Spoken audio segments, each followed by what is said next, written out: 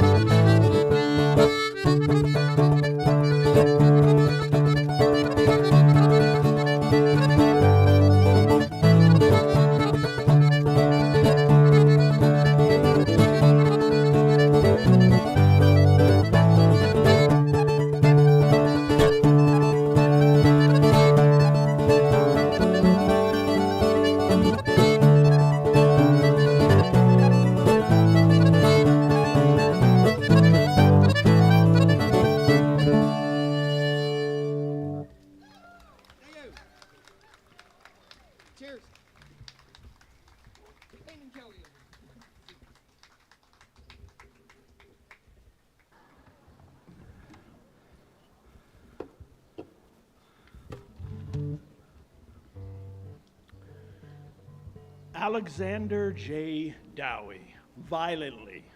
Fellow Christians and anti-Bloomites, the man called Bloom is from the roots of hell, a disgrace to Christian men, a fiendish libertine. From his earliest years, this stinking goat of Mendes gave precocious signs of infantile debauchery, recalling the cities of the plain with a dissolute grandam. This vile hypocrite, bronzed with infamy, is the white bull mentioned in the Apocalypse, a worshiper of the scarlet woman. Intrigue is the very breath of his nostrils. The stake, faggots, and the cauldron of boiling oil are for him. Caliban, the mob. Lynch him, roast him, He's as bad as Pornell was. Mr. Fox. Mother Grogan throws her boot at Bloom. Several shopkeepers from Upper and Lower Dorset Street throw objects of little or no commercial value, ham bones, condensed milk tins, unsaleable cabbage, stale bread, sheep's tails, odd pieces of fat. Bloom, excitedly. This is midsummer madness, some ghastly joke again. By heaven, I am guiltless as the unsunned snow. It was my brother Henry. He is my double. He lives in number 2 Dolphin's Barn. Slander, the viper, has wrongly accused me. Fellow countrymen, Skelior Bata Kosten Gankappel, I call on my old friend Dr. Malachi Mulligan, sex specialist, to give medical testimony on my behalf. Dr. Mulligan, in motor jerkin, green motor goggles on his brow. Dr. Bloom is bisexually abnormal. He has recently escaped from Dr. Eustache's private asylum for demented gentlemen. Born out of wedlock, hereditary epilepsy is present, the consequence of unbridled lust. Traces of elephantiasis have been discovered among his ascendants. There are marked symptoms of chronic exhibitionism. Ambidexterity is also latent. He is prematurely bald from self-abuse, perversely idealistic in consequence, a reformed rake, and has metal teeth. In consequence of a family complex, he has temporarily lost his memory, and I believe him to be more sinned against than sinning. I have made a pervaginal examination, and after application of the acid test to 5427 anal, axillary, pectoral, and pubic hairs, I declare him to be Virgo intacta. Bloom holds his high-grade hat over his genital organs. Dr. Madden, hypsospadia is also marked. In the interest of coming generations, I suggest that the parts affected should be preserved in spirits of wine in the National Teratological Museum. Dr. Crothers, I have examined the patient's urine. It is albuminoid. Salivation is insufficient. The patellar reflex intermittent. Dr. Punch Costello, the Fetor Judaicus is most perceptible. Dr. Dixon reads a bill of health. Professor Bloom is a finished example of the new womanly man. His moral nature is simple and lovable. Many have found him a dear man, a dear person. He is a rather quaint fellow on the whole, coy, though not feeble-minded in the medical sense. He has written a really beautiful letter, a poem in itself, to the court missionary of the Reformed Priests Protection Society, which clears up everything. He is practically a total abstainer, and I can affirm that he sleeps on a straw litter and eats the most Spartan food, cold-dried grocer's peas. He wears a hair shirt of pure Irish manufacture, winter and summer, and scourges himself every Saturday. He was, I understand, at one time a first-class misdemeanant in Glen Cree Reformatory.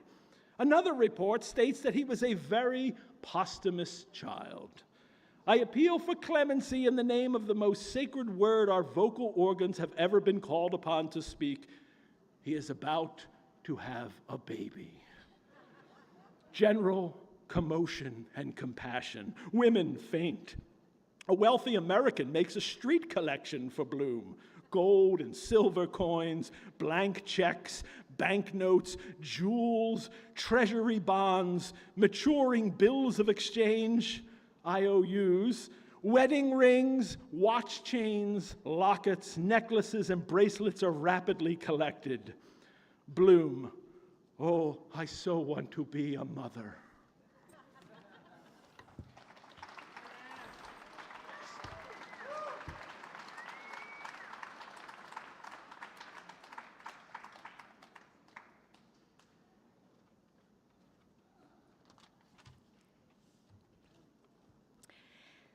From left upper entrance with 2 gliding steps, Henry Flower comes forward to left front center. He wears a dark mantle and drooping plumed sombrero. He carries a silver-stringed inlaid dulcimer and a long-stemmed bamboo Jacob's pipe, its clay bowl fashioned as a female head. He wears dark velvet hose and silver-buckled pumps. He has the romantic savior's face with flowing locks, thin beard, and mustache. His spindle legs and sparrow feet are those of the tenor Mario, Prince of Candia. He settles down his goffered ruffs and moistens his lips with a passage of his amorous tongue. Henry, in a low, dulcet voice, touching the strings of his guitar. There is a flower that bloometh. Virag, truculent, his jowls set, stares at the lamp. Grave bloom regards Zoe's neck. Henry Gallant turns with a pendant dewlap to the piano. Stephen, to himself, play with your eyes shut. Imitate Pa, filling my belly with husks of swine. Too much of this. I will arise and go to my... Expect this is the... Steve, thou art in a parlous way. Must visit old Deasy or telegraph. Our interview of this morning has left me in a deep impression, though our ages will write fully tomorrow. I'm partially drunk, by the way. He touches the keys again. Minor chord comes now. Yes. Not much, however. Amadano Artefoni holds out a baton roll of music with vigorous moustache work. Artefoni. Ci rifletta, le rovina tutto. Flori. Sing us something. Love's old sweet song. Stephen. No voice. I am a most finished artist. Lynch, did I show you the letter about the lute? Flori, smirking. The bird that can sing and won't sing. The Siamese twins, Philip drunk and Philip sober, 2 Oxford dons with lawnmowers, appear in the window embrasure. Both are masked with Matthew Arnold's face.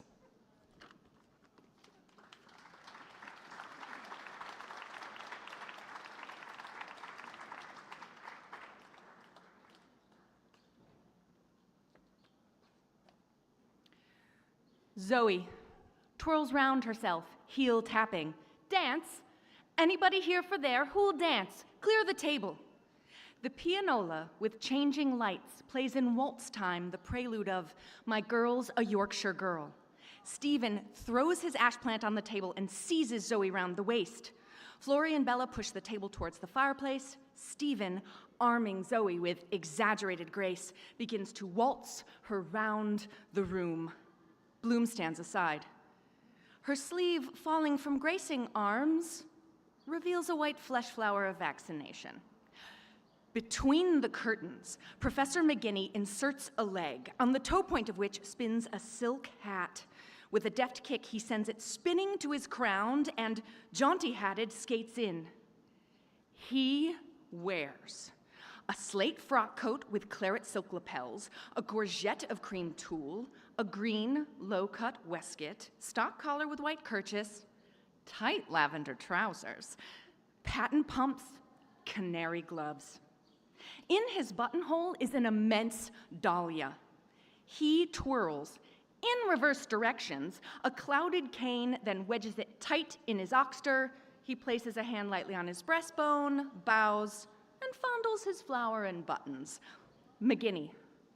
The poetry of motion, the art of calisthenics, no connection with Madame Leggett Burns or Levinston's, fancy dress balls arranged, deportment, the Catty-Lanner step. So, watch me, my Terpsichorean abilities. He minuets forward 3 paces on tripping bees' feet. Tout le monde en avant, reverence, tout le monde en place. The prelude ceases. Professor Goodwin, beating vague arms, shrivels, sinks, his live cape falling about the stool. The air in firmer waltz time sounds. Stephen and Zoe circle freely. The lights change, glow, fade gold, rosy, violet. The pianola. Two young fellows were talking about their girls, girls, girls, sweethearts they'd left behind.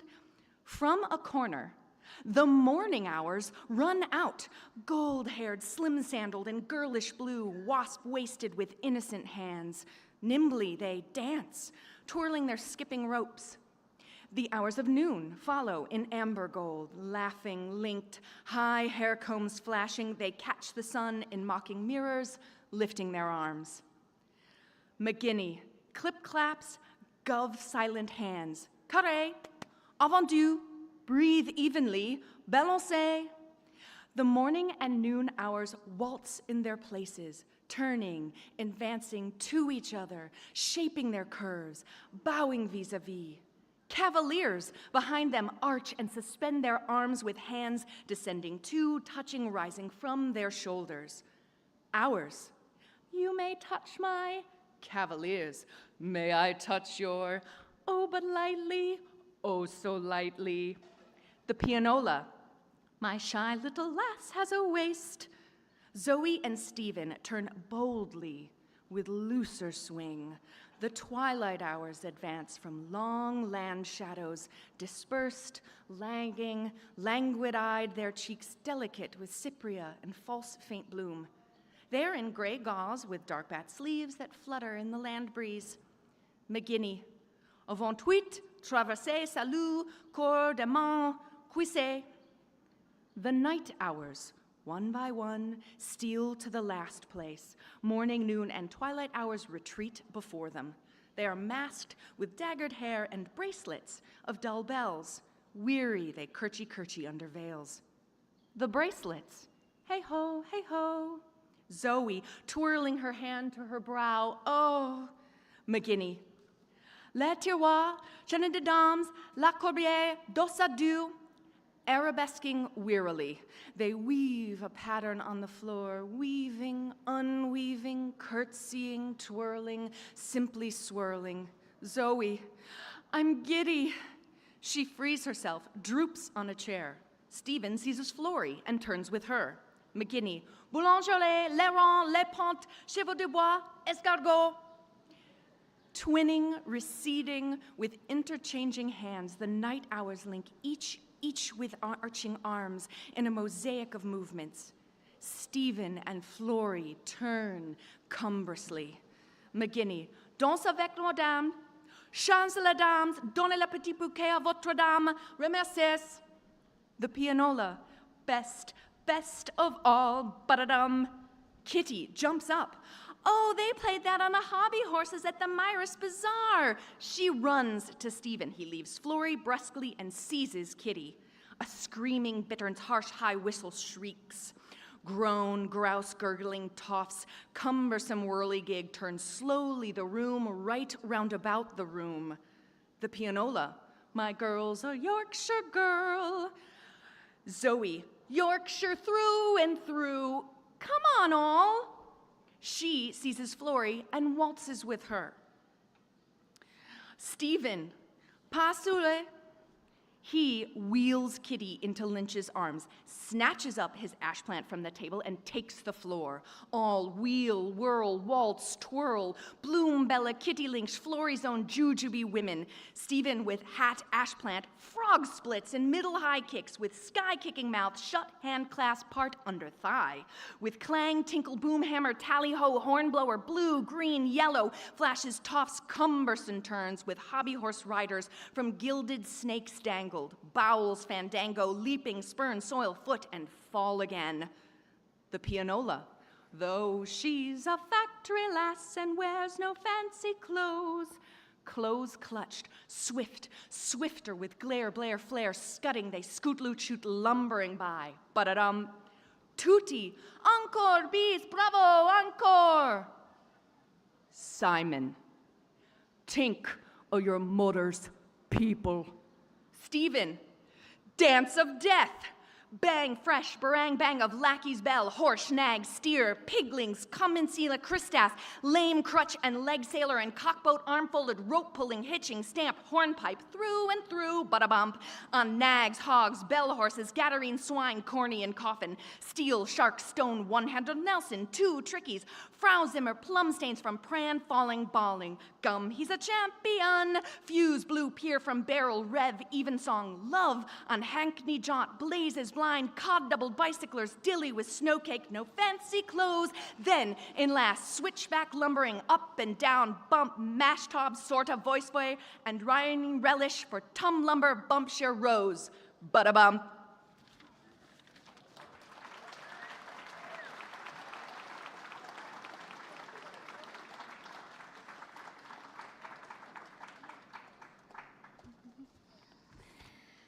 The couples fall aside.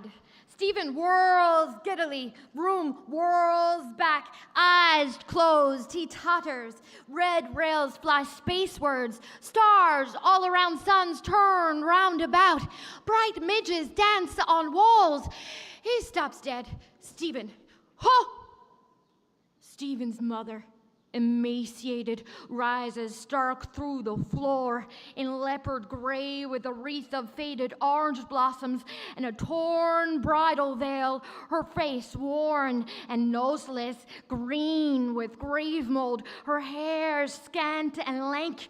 She fixes her blue-circled hollow eye sockets on Stephen and opens her toothless mouth, uttering a silent word. A choir of virgins and confessors sing voicelessly. The choir, Liliata rutilantium te confessorum jubilantium te virginum. From the top of a tower, Buck Mulligan in party-colored jester's dress of puce and yellow and a clown's cap with a curling bell stands gaping at her, a smoking buttered split scone in his hand. Buck Mulligan, she's beastly dead. The pity of it. Mulligan meets the afflicted mother. He upturns his eyes. Mercurial Malachy. The mother, with the subtle smile of death's madness. I was once the beautiful May Golding. I am dead. Stephen, horror-struck. Lerner, how are you? What? No. What bogeyman's trick is this? Buck Mulligan shakes his curling cat-tap bell. The mockery of it, tits. Dog body killed a bitch body. She kicked a bucket.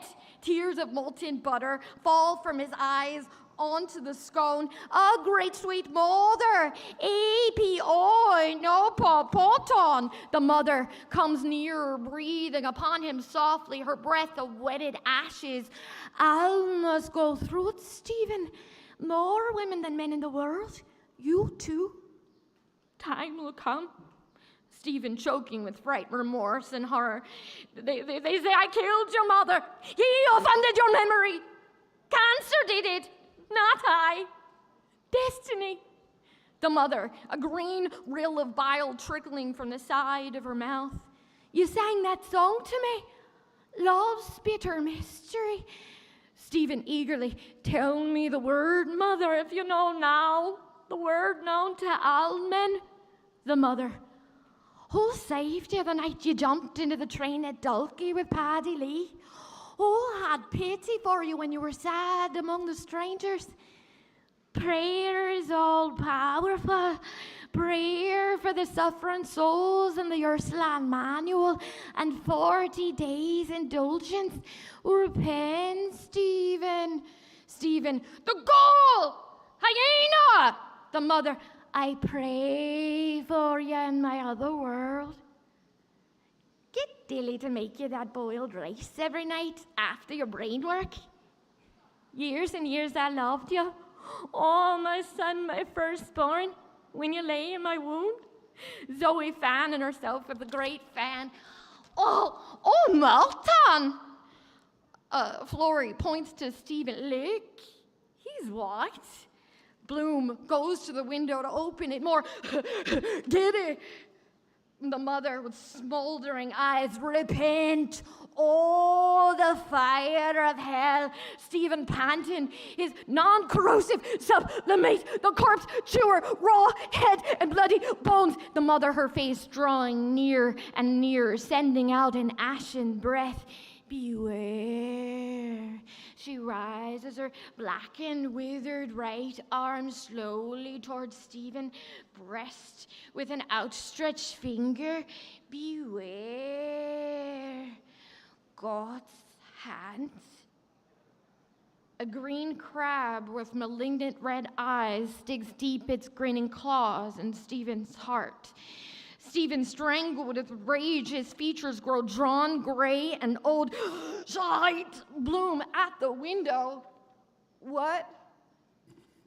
Stephen, non par exemple, the intellectual imagination with me, not at all, non serviam. The Flory, give him some cold water. She rushes out. The mother wrings her hands slowly, moaning desperately, oh, sacred-hearted Jesus, have mercy on him, save him from hell. Oh, divine sacred heart. Stephen, no, break my spirit, all of ya, if you can. I'll burn ya all to heal. The mother, in agony of her death rattle, have mercy on Stephen, Lord, for me sake. Inexpressible was my anguish with expiring with love, grief, and agony on Mount Calvary. Stephen, no tongue! He lifts the ash plant high with both hands and smashes the chandelier. Time's livid final flame leaps, and in the following darkness, ruin of all space, shattered glass, and toppled masonry.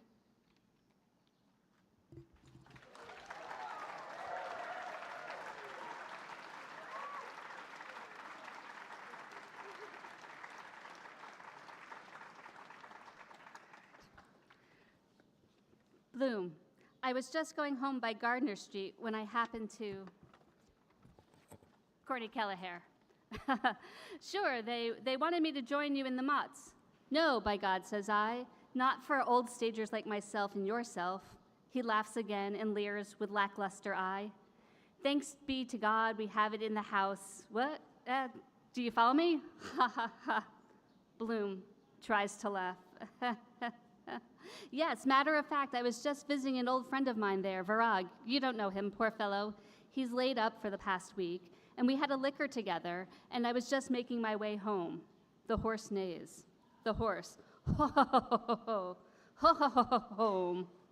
Corny Kelleher. Sure, it was Behen, our Jarvey, that there told me we left the two commercials in Mrs. Cohen's, and I told him to pull up and got off to sea. He laughs. Sober hearse driver's a specialty. Will I give him a lift home? Where does he hang out? Somewhere in Cabra? What? Bloom. No, in Sandy Cove, I believe, from what he let drop. Stephen, prone, breathes to the stars. Corny Kelleher, a squint, drawls at the horse. Bloom, in gloom, looms down. Corny Kelleher scratches his nape. Sandy Cove. He bends down and calls to Stephen. Hey. He calls again. Hey. He's covered with shavings anyhow. Take care they didn't lift anything off him. Bloom. No, I have his money in his hat here and stick. Corny Kelleher. Ah, well, he'll get over it. No bones broken. Well, I'll shove along. He laughs. I'll rendezvous in the morning, bearing the dead, safe home. The horse neighs. Ho ho ho home. Bloom. Good night. I'll just wait and take him home in a few. Corny Kelleher returns to the outside car and mounts it. The horse harness jingles. Corny Kelleher, from the car standing. Night. Bloom. Night. The Jarvey chucks the reins and raises his whips encouragingly. The car and horse back slowly, awkwardly, and turn. Corny Kelleher on the side seat sways his head to and fro in sign of mirth at Bloom's plight. The Jarvey joins in the mute pantomimic merriment, nodding from the farther seat. Bloom shakes his head in mute, mirthful reply. With thumb in palm, Corny Kelleher reassures that the two bobbies will allow the sleep to continue, for what else is to be done? With a slow nod, Bloom conveys his gratitude, as that is exactly what Stephen needs. The car jingles, Touraloom, round the corner of the Touraloom lane. Corny Kelleher again reassuralooms with his hand. Bloom, with his hand, assuralooms Corny Kelleher that he is reassuralumate. The tinkling hoofs and jingling harness grow fainter with their Touraloo lulu lay. Bloom, holding in his hand Stephen's hat, festooned with shavings and ash plant, stands irresolute. Then he bends to him and shakes him by the shoulder. Bloom, hey, oh. There is no answer. He bends again. Mr. Daedalus, there is no answer. The name, if you call, somnambulist. He bends again and, hesitating, brings his mouth nearer the face of the prostrate form. Stephen, there is no answer. He calls again. Stephen. Stephen frowns. Who? Black Panther. Vampire. He sighs and stretches himself, then murmurs thickly with prolonged vowels. Who? Drive? Fergus now? And Pierce, Woodhaven's wood shave. He turns on his left side, sighing, doubling himself together. Bloom. Poetry, well-educated, pity. He bends down again and undoes the buttons of Stephen's waistcoat. To breathe. He brushes the wood shavings from Stephen's clothes with light hand and figures. 1.7 pound, not hurt anyhow. He listens. What? Stephen murmurs. Shadows, the woods, white breast, dim sea. He stretches out his arms, sighs again, and curls his body. Bloom, holding the hat and ash plant, stands erect. A dog barks in the distance. Bloom tightens and loosens his grip on the ash plant. He looks down on Stephen's face and form. Bloom communes with the night. Face reminds me of his poor mother in the shady wood, the deep white breast. Ferguson, I think I caught. A girl, some girl. The best thing could happen him. He murmurs. Swear that I will always hail, ever conceal, never reveal any part or parts, art or arts. He murmurs. In the rough sands of the sea, a cable tow's length from the shore where the tide ebbs and flows. Silent, thoughtful, alert, he stands on guard, his fingers at his lips in the attitude of a secret master. Against the dark wall, a figure appears, slowly, a fairy boy of 11, a changeling, kidnapped, dressed in an Eton suit with glass shoes and a little bronze helmet, holding a book in his hands. He reads from right to left, inaudibly, smiling, kissing the page. Bloom, wonderstruck, calls inaudibly, Rudy! Rudy gazes unseeingly into Bloom's eyes and goes on reading, kissing, smiling. He has a delicate mauve face. On his suit, he has diamond and ruby buttons. In his free left hand, he holds a slim ivory cane with a violet bow knot. A white lambkin peeks out of his waistcoat pocket.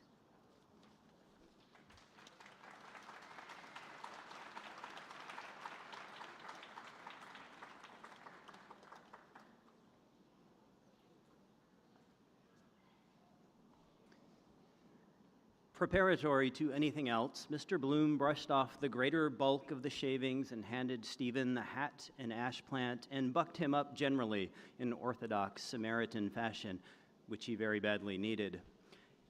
Stephen's mind was not exactly what you would call wandering, but a bit unsteady, and on his expressed desire for some beverage to drink, Mr. Bloom, in view of the hour it was, and there being no pump of archery water available for their ablutions, let alone drinking purposes, hit upon an expedient by suggesting, off the reel, the propriety of the cabman's shelter, as it was called, hardly a stone's throw away near Butt Bridge, where they might hit upon some drinkables in the shape of a milk and soda or a mineral.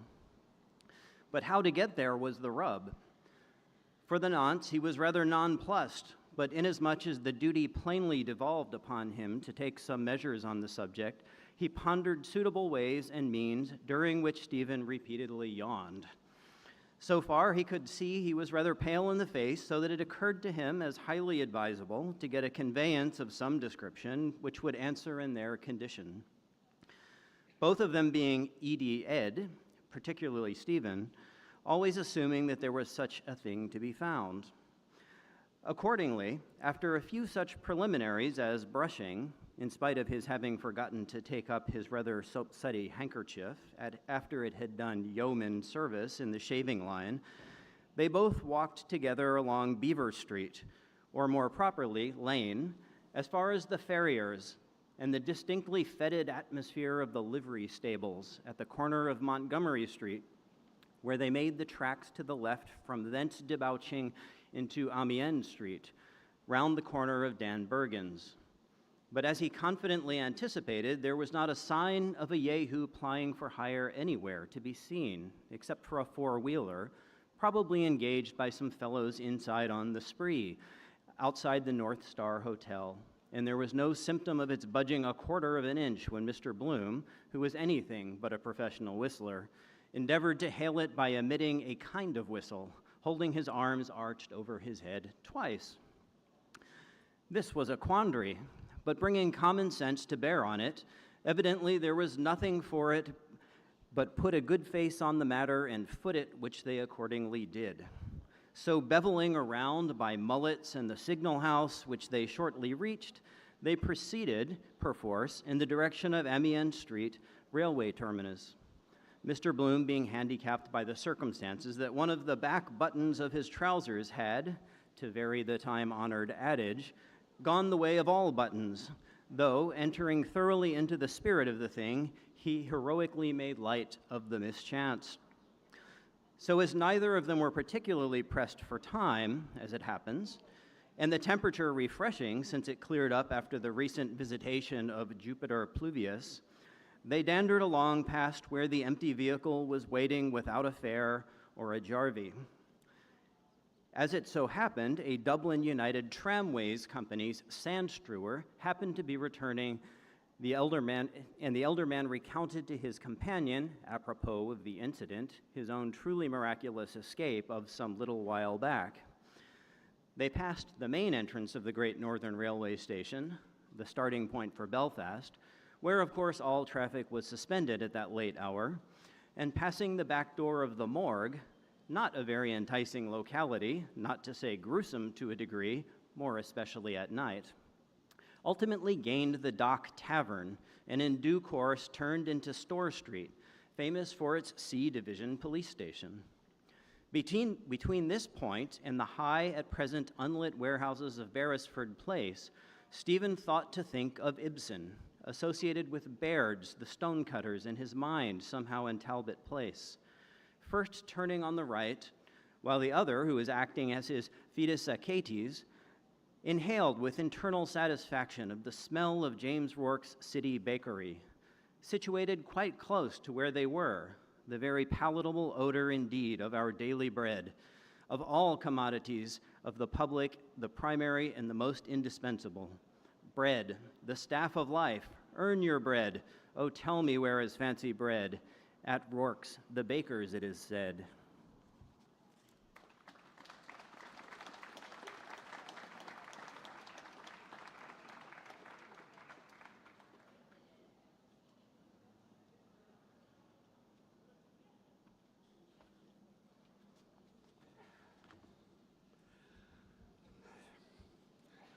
Mr. Bloom and Stephen entered the cabman shelter, an unpretentious wooden structure where, prior to then, he had rarely, if ever, been before, the former having previously whispered to the latter a few hints anent the keeper of it, said to be the once famous Skin the Goat Fitzharris, the Invincible, though he would not vouch for the actual facts, which quite possibly there was not one vestige of truth in. A few moments later saw our two noctambules safely seated in a discreet corner, only to be greeted by stares from the decidedly miscellaneous collection of waifs and strays and other nondescript specimens of the genus Homo already there, engaged in eating and drinking diversified by conversation for whom they seemingly formed an object of marked curiosity. Now touching a cup of coffee, Mr. Bloom ventured to plausibly suggest to break the ice. It occurs to me you ought to sample something in the shape of solid food, say a roll of some description. Accordingly, his first act was, with characteristic sang-froid, to order these commodities quietly. The hoi polloi of Jarvies or stevedores or whatever they were, after a cursory examination, turned their eyes, apparently dissatisfied, away, although one red-bearded, bibulous individual, portion of whose hair was grayish, a sailor probably, still stared for some appreciable time before transferring his rapt attention to the floor. Mr. Bloom, availing himself of the right of free speech, he having just a bowing acquaintance with the language in dispute, though to be sure rather in a quandary over Volio, remarked to his protege in an audible tone of voice apropos of the battle royal in the street, which was still raging fast and furious. A beautiful language, I mean, for singing purposes. Why do you not write your poetry in that language? Bella poetria. It's so melodious and full. Belladonna, Volio. Stephen, who was trying his dead best to yawn if he could, suffering from lassitude generally, replied, to fill the ear of a cow elephant. They were haggling over money. Is that so? Mr. Bloom asked. Of course, he subjoined pensively at the inward reflection of there being more languages to start with than were absolutely necessary. It may be only the southern glamour that surrounds it. Well, the keeper of the shelter, in the middle of this tete-a-tete, put a boiling, swimming cup of a choice concoction labeled coffee on the table and a rather antediluvian specimen of a bun, or so it seemed, after which he beat a retreat to his counter. Mr. Bloom, determining to have a good square look at him later on so as not to appear to, for which reason he encouraged Stephen to proceed with his eyes while he did the honors by surreptitiously pushing the cup of what was temporarily supposed to be cold coffee gradually nearer him. Sounds are impostors, Stephen said after a pause of some little time, like names. Cicero, Podmore, Napoleon, Mr. Goodbody. Jesus, Mr. Doyle, Shakespeare's were as common as Murphy's. What's in a name? Yes, to be sure, Mr. Bloom unaffectedly concurred. Of course. Our name was changed too, he added, pushing the so-called roll across.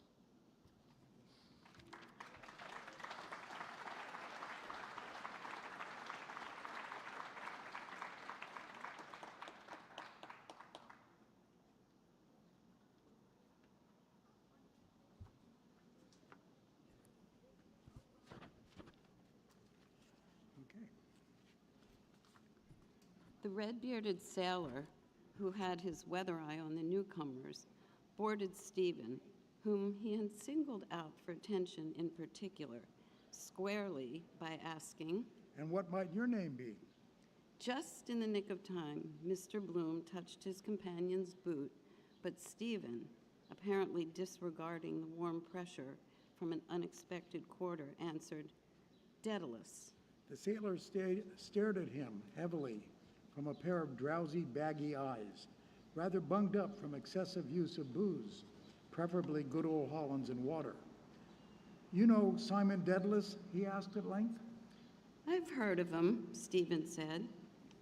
Mr. Bloom was all at sea for a moment, seeing the others evidently eavesdropping too. "He's Irish," the seaman bold affirmed, staring still in much the same way and nodding. "All Irish." "All too Irish," Stephen rejoined. As for Mr. Bloom, he could neither make head or tail of the whole business, and he was just asking himself what possible connection when the sailor, of his own accord, turned to the other occupants of the shelter with the remark, I seen him shoot 2 eggs off 2 bottles at 50 yards over his shoulder. The left hand, dead shot. Though he was slightly hampered by an occasional stammer, and his gestures being also clumsy as it was, still, he did his best to explain.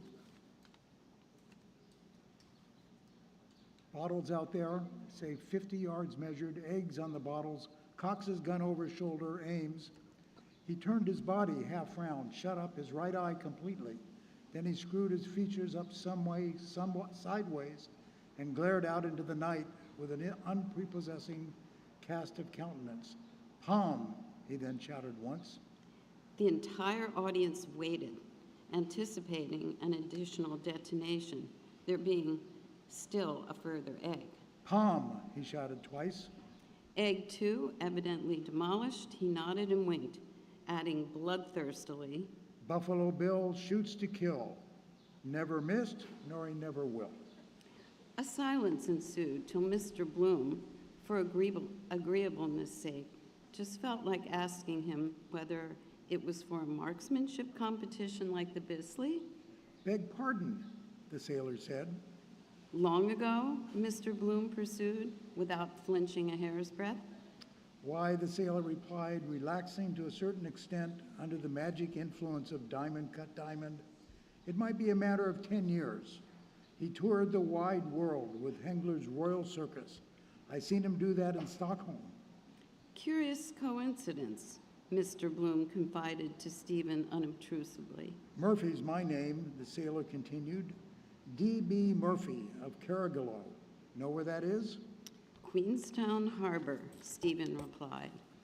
"That's right," the sailor said. "Fort Camden and Fort Carlisle. That's where I hails from. I belongs there. That's where I hails from. My little woman's down there. She's waiting for me, I know. For England, home, and beauty. She's my own true wife. I haven't seen her for 7 years now, sailing about."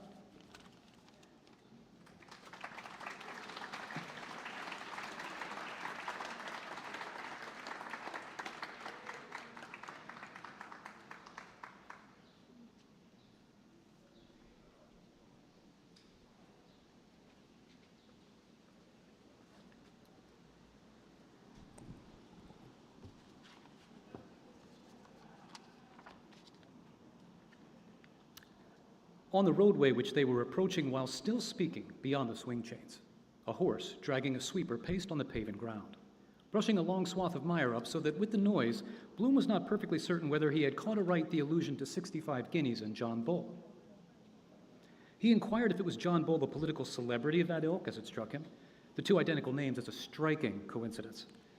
By the chains, the horse slowly swerved to turn, which perceiving Bloom, who was keeping a sharp lookout as usual, plucked the other's sleeve gently, jocosely remarking, "Our lives are in peril tonight. Beware of the steamroller." They thereupon stopped. Bloom looked at the head of a horse not worth anything like 65 guineas, suddenly in evidence in the dark, quite near so that it seemed new, a different grouping of bones and even flesh, because palpably it was a forewalker, a hip shaker, a black buttocker, a tail dangler, a head hanger, putting his hind foot foremost the while the lord of his creation sat on the perch, busy with his thoughts. But such a good poor brute, he was sorry he hadn't a lump of sugar, but as he wisely reflected, you could scarcely be prepared for every emergency that crops up. He was just a big, nervous, foolish, noodly kind of a horse, without a second care in the world. But even a dog, he reflected, take that mongrel in Barney Kiernan's, of the same size, would be a holy horror to face. But it was no animal's fault in particular if he was built that way, like the camel, ship of the desert, distilling grapes into poachine in his hump. 9/10 of them all could be caged or trained, nothing beyond the art of man, barring the bees. Whale with a harpoon hairpin, alligator tickle the small of his back, and he seized the joke. Chalk a circle for a rooster, tiger my eagle eye. These timely reflections anent the brutes of the field occupied his mind somewhat distracted from Stephen's words, while the ship of the street was maneuvering and Stephen went on about the highly interesting old. What was this I was saying? Ah, yes, my wife, he intimated, plunging in medias res, would have the greatest of pleasure in making your acquaintance as she is passionately attached to music of any kind. He looked sideways, in a friendly fashion, at the side face of Stephen, the image of his mother, which was not quite the same as the usual handsome blackguard type they unquestionably had an insatiable hankering after, as he was perhaps not that way built.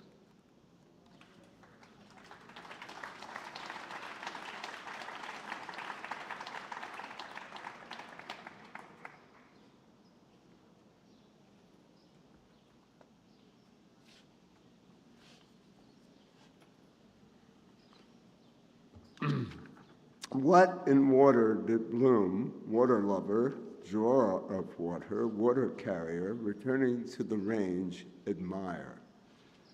Its universality, its democratic equality and constancy to its nature in seeking its own level, its vastness in the ocean of Mercator's projection, its unplumbed profundity in the sun-dammed trench of the Pacific, exceeding 8,000 fathoms, the restlessness of its waves and surface particles visiting in turn all points of its seaboard, the independence of its units, the variability of states of the sea, its hydrostatic quiescence in calm, its hydrokinetic turgidity in neap and spring tides, its subsistence after devastation, its sterility in the circumpolar ice caps, Arctic and Antarctic, its climactic and commercial significance, its preponderance of 3 to 1 over the dry land of the globe, its indisputable hegemony extending in square leagues over all the region below the sub-equatorial Tropic of Capricorn, its multi-secular stability of its primeval basin, its lutufulvous bed, its capacity to dissolve and hold in solution all soluble substances, including millions of tons of the most precious metals, its slow erosions of peninsulas and islands, its persistent formation of homothetic islands, peninsulas, and downward tending promontories, its alluvial deposits, its weight and volume and density, its imperturbability in lagoons and highland tarns, its gradation of colors in the torrid and temperate and frigid zones. Its vehicular ramifications in continental lake contain streams and confluent ocean-flowing rivers with their tributaries and transoceanic currents, Gulf Stream, North and South equatorial courses, its violence in sea quakes, waterspouts, artesian wells, eruption, torrents, cataract, geysers, whirlpools, maelstroms, inundation, deluges, cloudbursts, its vast circumterrestrial ahorizontal curve, its secrecy in springs and latent humidity revealed by robodomatic or hygrometric instruments and exemplified by the hole in the wall at the Ashdown Gate, saturation of air, distillation of dew, the simplicity of its composition, 2 constituent parts of hydrogen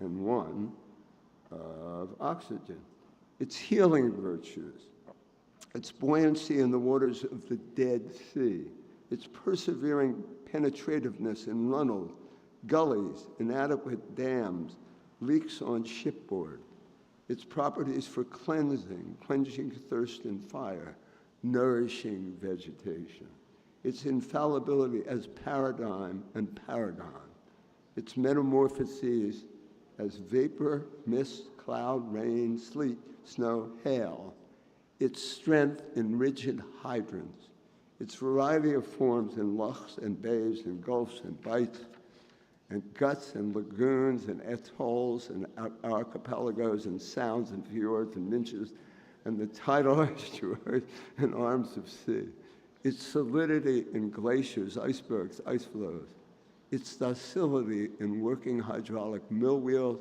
turbines, dynamos, electric power stations, bleach works, tanneries, scotch mills, its utility in canals rivers, if navigable, floating and graving docks, its potentiality derivable from the harnessed tides or watercourses falling from level to level, its submarine fauna and flora, anacoustic and photophobe, numerically, if not literally, its ubiquity as constituting 90% of the human body, the noxiousness of its effluvia in lacustrine marshes, pestilential fens, faded flower water, stagnant pools in the waning moon. Having set the half-filled kettle on the now burning coals, why did he return to the still-flowing tap? To wash his soiled hands with a partially consumed tablet of Barrington's lemon-flavored soap, to which paper still adhered, bought 13 hours previously for 4pence and still unpaid for, in fresh, cold, never-changing, ever-changing water, and dry them, face and hands, in a long red-bordered holland cloth passed over a wooden revolving roller. What reason did Stephen give for declining Bloom's offer? That he was hydrophobe, hating partial contact by immersion or total bi-submersion in cold water, his last bath having taken place in the month of October of the preceding year, disliking the aqueous substances of glass and crystal, distrusting the aquacities of thought and language.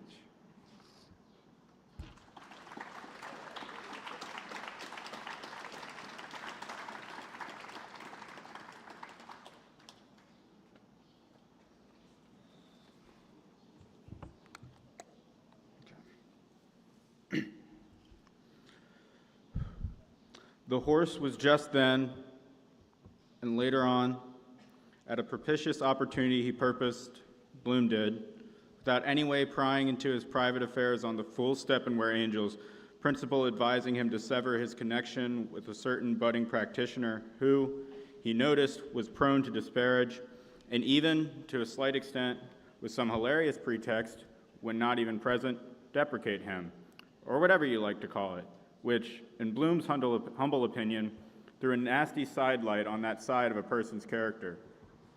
No pun intended.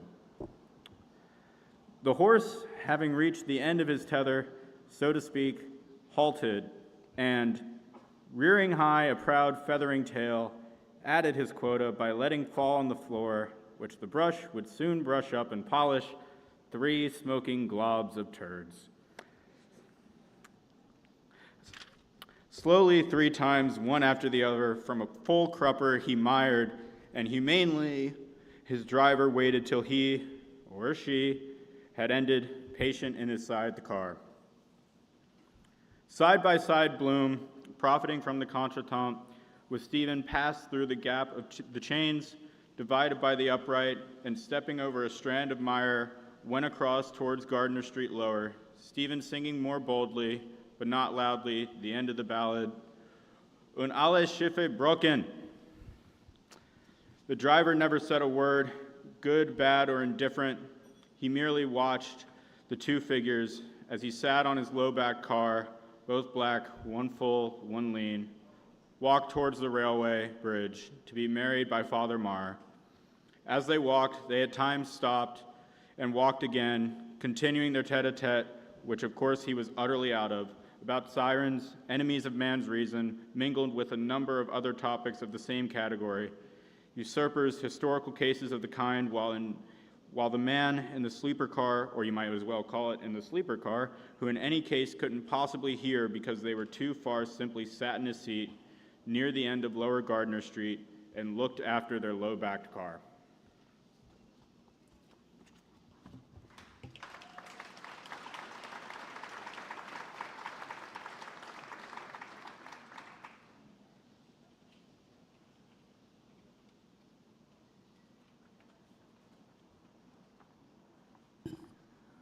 What statement was made, under correction, by Bloom concerning a 4th seeker of pure truth by name Aristotle, mentioned with permission by Stephen.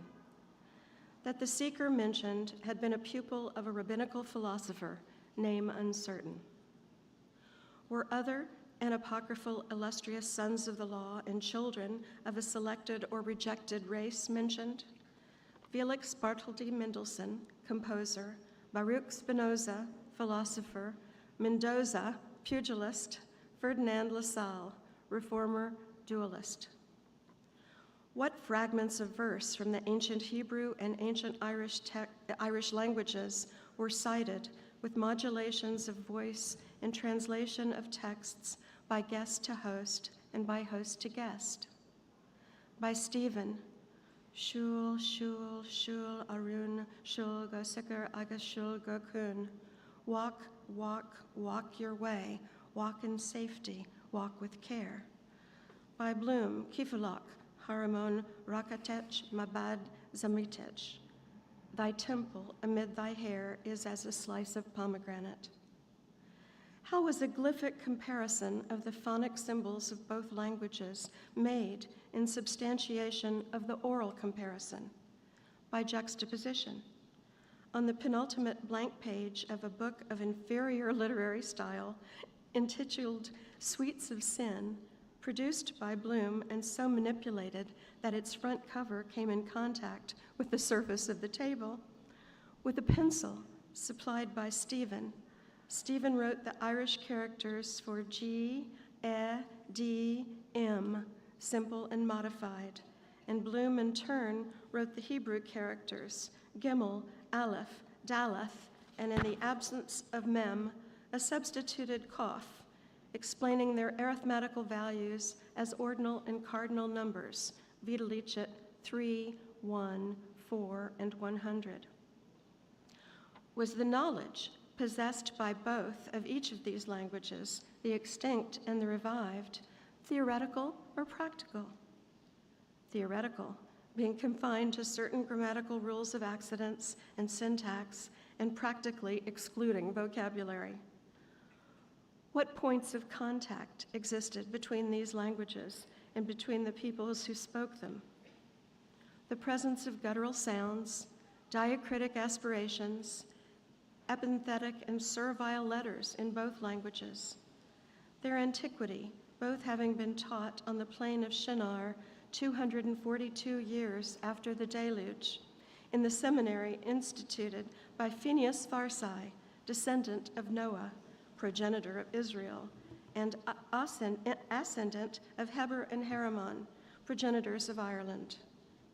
Their archaeological, genealogical, hagiographical, exegetical, homiletic, toponomastic, historical, and religious literatures comprising the works of rabbis and Chaldees, Torah, Talmud, Mishnah, and Gemara, Masor, Pentateuch, Book of the Dun Cow, Book of Ballymote, Garland of Hoth, Book of Kells.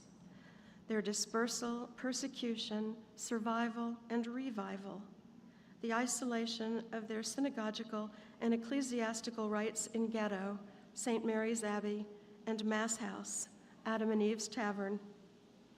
The prescription of their national costumes in penal laws and Jewish dress acts. The restoration in Shana David of Zion, and the possibility of Irish political autonomy or devolution. What anthem did Bloom chant partially in anticipation of that multiple, ethnically irreducible consummation? Kol od balajwab nema nefesh Yehudi homenah. Why was the chant arrested at the conclusion of the first distich? In consequence of defective mnemotechnic. How did the chanter compensate for this deficiency? By a paraphrastic version of the general text.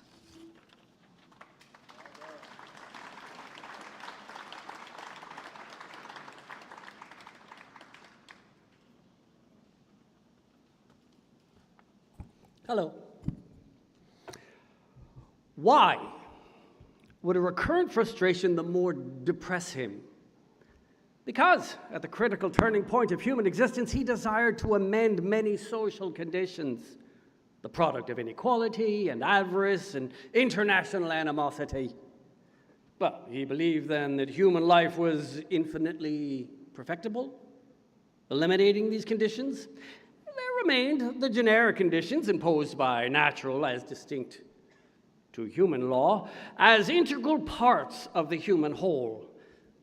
The necessity of destruction to procure elementary sustenance, the painful character of the ultimate functions of separate existence, the agonies of birth and death, the monotonous menstruations of simian and particularly human females, extending from the age of puberty to the menopause, inevitable accidents at sea, in mines and factories, certain very painful maladies and their resultant surgical operations, innate lunacy and congenital criminality, decimating epidemics, catastrophic cataclysms which make terror the basis of human mentality, seismic upheavals, the epicenters of which are located in densely populated areas. The fact of vital growth through convulsions of metamorphosis from infancy to maturity to decay. Why did he desist from speculation? Because it was a task for superior intelligence to substitute other more acceptable phenomenon in the place of less acceptable phenomenon to be removed. Did Stephen participate in his dejection? He affirmed his significance as a conscious, rational animal, proceeding syllogistically from the known to the unknown, and a conscious, rational reagent between the micro and the macrocosm, intellectually constructed upon the incertitude of the void. Was this affirmation apprehended by Bloom? Not verbally, substantially. What comforted his misapprehension? That as a competent, keyless citizen, he had proceeded energetically from the unknown to the known through the incertitude of the void. In what order of precedence, with what attendant ceremony was the exodus from the house of bondage to the wilderness of the inhabitation effected? Lighted candle in stick, borne by Bloom. Diaconal hat on ash plant borne by Stephen. With what intonation, secreto, of what commemorative psalm? The 113th, modus perigenus, in exitu Israel de Egyptu, domus Jocheb de Popolo Barbero. What did each do at the door of egress? Bloom set the candlestick on the floor. Stephen put the hat on his head. For what creature was the door of egress a door of ingress? For a cat. What spectacle confronted them when they, first the host, then the guest, emerged silently, doubly dark, from obscurity by a passage from the rear of the house into the penumbra of the garden? The heaven tree of stars hung with humid night blue fruit.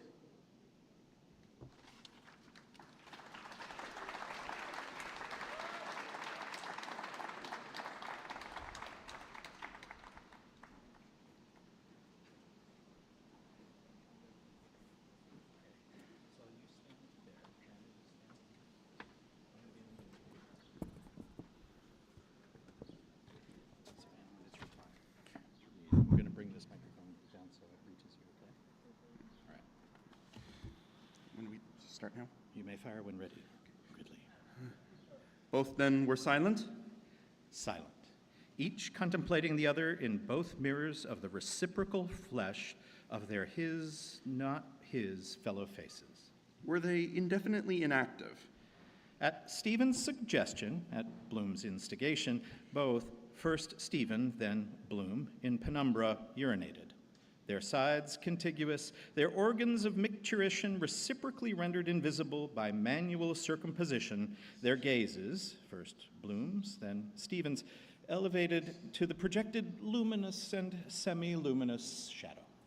Similarly, the trajectories of their first sequent, then simultaneous urinations were dissimilar. Bloom's longer, less irruent, in the incomplete form of the bifurcated penultimate alphabetical letter, who, in his ultimate year at high school, 1880, had been capable of attaining the point of greatest altitude against the whole concurrent strength of the institution, 210 scholars. Stephen's higher, more sibilant, who in the ultimate hours of the previous day had augmented by diuretic consumption and insistent vesical pressure. What different problems presented themselves to each concerning the invisible audible collateral organ of the other? To Bloom, the problems of irritability, tumescence, rigidity, reactivity, dimension, sanitariness, pilosity. To Stephen, the problem of the sacerdotal integrity of Jesus circumcised, one January holiday of obligation to hear Mass and abstain from unnecessary servile work, and the problem as to whether the divine prepuce, the carnal bridal ring of the Holy Roman Catholic Apostolic Church, conserved in Calcutta, were deserving of simple hyperduly or of the fourth degree of latria, accorded to the abscission of such divine excrescences as hair and toenails. What celestial sign was by both simultaneously observed? A star, precipitated with great apparent velocity across the firmament from Vega in the Lyre above the zenith, beyond the star group of the Tress of Berenice, toward the zodiacal sign of Leo. How did the centripetal remainer afford egress to the centrifugal departer? By inserting the barrel of an aruginated male key in the hole of an unstable female lock, obtaining a purchase on the bow of the key and turning its wards from right to left, withdrawing a bolt from its staple, pulling inward spasmodically an obsolescent unhinged door, and revealing an aperture for free egress and free ingress. How did they take leave one of the other in separation? Standing perpendicular at the same door and on different sides of its base, the lines of their valedictory arms meeting at any point and forming any angle less than the sum of two right angles. What sound accompanied the union of their tangent, the disunion of their, respectively, centrifugal and centripetal hands? The sound of the peal of the hour of the night by the chime of the bells in the Church of St. George. What echoes of that sound were by both and each heard? By Stephen, Liliata rulictilantiam, terma circumdet, jubilantium te virginium, chorus excipiat. By Bloom, Hey ho, hey ho, hey ho, hey ho. Where were the several members of the company which with Bloom that day, at the bidding of that peal, had traveled from Sandymount in the south to Glasnevin in the north? Martin Cunningham in bed, Jack Power in bed, Simon Dedalus in bed, Ned Lambert in bed, Tom Kernan in bed, Joe Hines in bed. John Henry Menton in bed, Bernard Corrigan in bed, Patsy Dignam in bed, Patty Dignam in the grave. I should say, this is my daughter Anna, this is my son Sullivan. They came with me for Father's Day.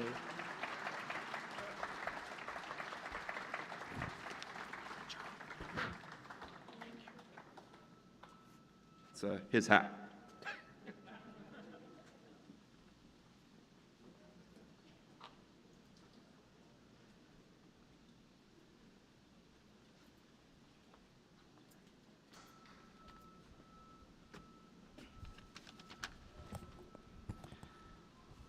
Alone. What did Bloom hear? The double reverberation of retreating feet on the heaven-born earth, the double vibration of a Jew's harp in the resonant lane.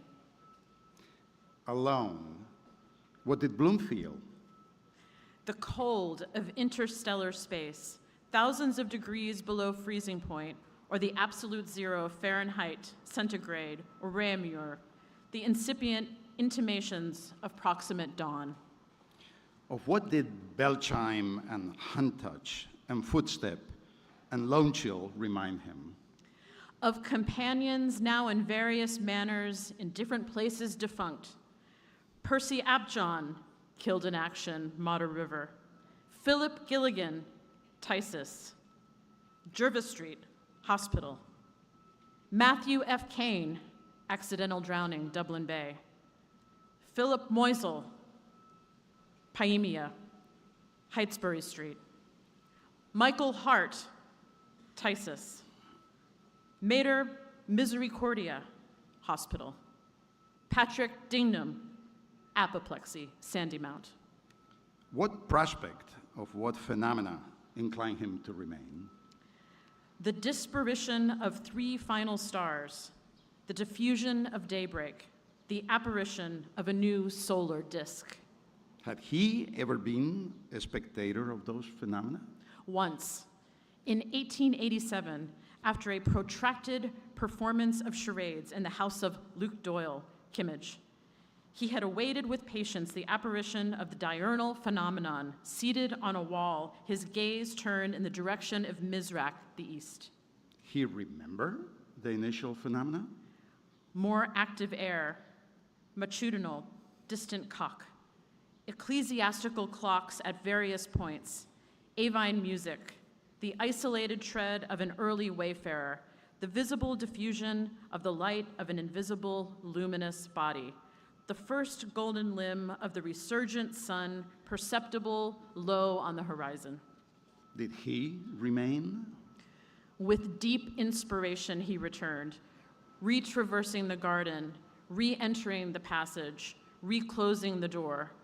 With brief suspiration, he reassumed the candle, reascended the stairs, reapproached the door of the front room, hall floor, and re-entered.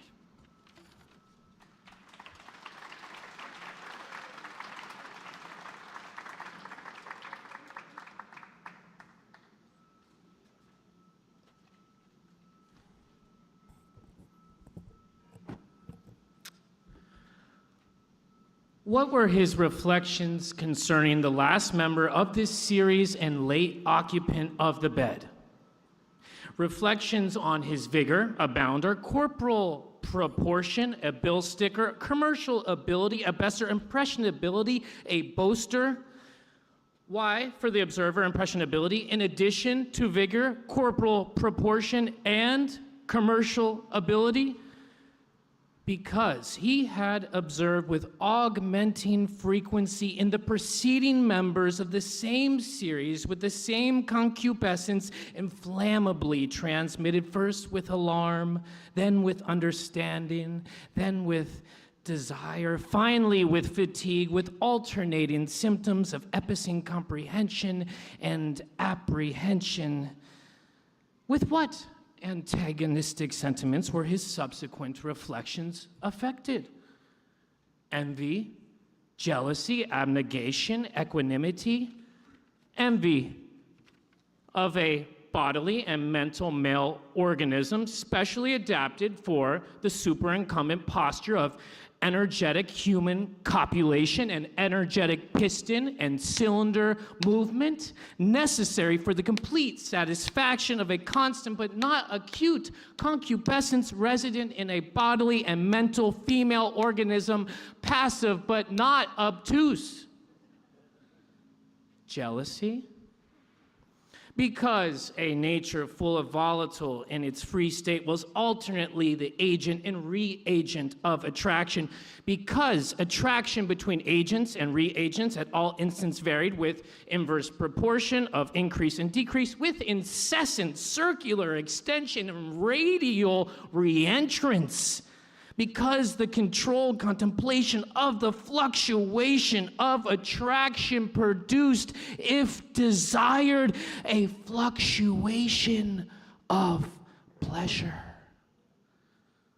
Abnegation, in virtue of A, acquaintance initiated in September 1903 in the establishment of George Messias, merchant, tailor, and outfitter, 5 Eden Quay. B, hospitality extended and received in kind, reciprocated and reappropriated in person. C, comparative youth subject to impulses of ambition and magnanimity, collegial altruism and amorous egoism. D, extra-racial attraction, intra-racial inhibition, supra-racial prerogative. E, an eminent provincial musical tour, common current expenses, net proceeds divided. Equanimity, as natural as any and every natural act of a nature, expressed or understood, executed in nature by natural creatures in accordance with his, her, and their natures of dissimilar similarity, as not so calamitous as a cataclysmic annihilation of the planet in consequence of a collision with a dark sun, as less reprehensible than theft, highway robbery, cruelty to children, animals, obtaining money under false pretenses, forgery, embezzlement, misappropriation of public money, betrayal of public trust, malingering, mayhem, corruption of minors, criminal libel, blackmail, contempt of court, arson, treason, felony, mutiny on the high seas, trespass, burglary, jailbreaking, practice of unnatural vice, desertion from armed forces in the field, perjury, poaching, usury, intelligence with the king's enemies, impersonation, criminal assault, manslaughter, willful and premeditated murder. As not more abnormal than all other parallel processes of adaptation to altered conditions of existence, resulting in a reciprocal equilibrium between the bodily organism and its attendant circumstances, foods, beverages, acquired habits, indulged inclinations, significant disease, as more than inevitable, irreparable. Why more abnegation than jealousy? Less envy than equanimity? From outrage, matrimony, to outrage, adultery, there arose not but outrage, copulation, yet the matrimonial violator of the matrimonially violated had not been outraged by the adulterous violator of the adulterously violated. What retribution, if any? Assassination? Never, as 2 wrongs did not make 1 right. Duel by combat? No. Divorce? Not now. Exposure by mechanical artifice, automatic bed, or individual testimony, concealed ocular witnesses? Not yet. Sue for damages by legal influence or simulation of assault with evidence of injury sustained, self-inflicted? Not impossibly. Hush money by moral influence? Possibly. If any, positively connivance, introduction of emulation, material, a prosperous rival agency of publicity, moral, a successful rival agent of intimacy, depreciation, alienation, humiliation, separation, protecting the one separated from the other, protecting the separator from both.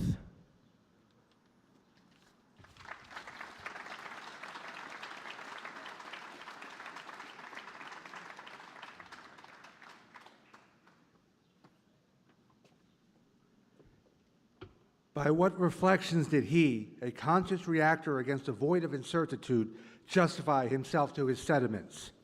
The preordained fragility of the hymen, the presupposed intangibility of the thing in itself, the incongruity and disproportion between the self-prolonged intention of the thing proposed to be done and the self-abbreviating relaxation of the thing done, the infertility of the female, the muscularity of the male, the variations of ethical code, the natural grammatical transition by inversion, involving no alteration of sense of an order's proposition, parsed as masculine subject, monosyllabic, onomatopoeic transitional verb with direct feminine object, from the actual voice into its correlation artistic proposition, parsed as feminine subject, auxiliary verb and quasi-monosyllabic onomatopoeic past particle with complementarily masculine agent in the passive voice, the continuing product of seminars by generation,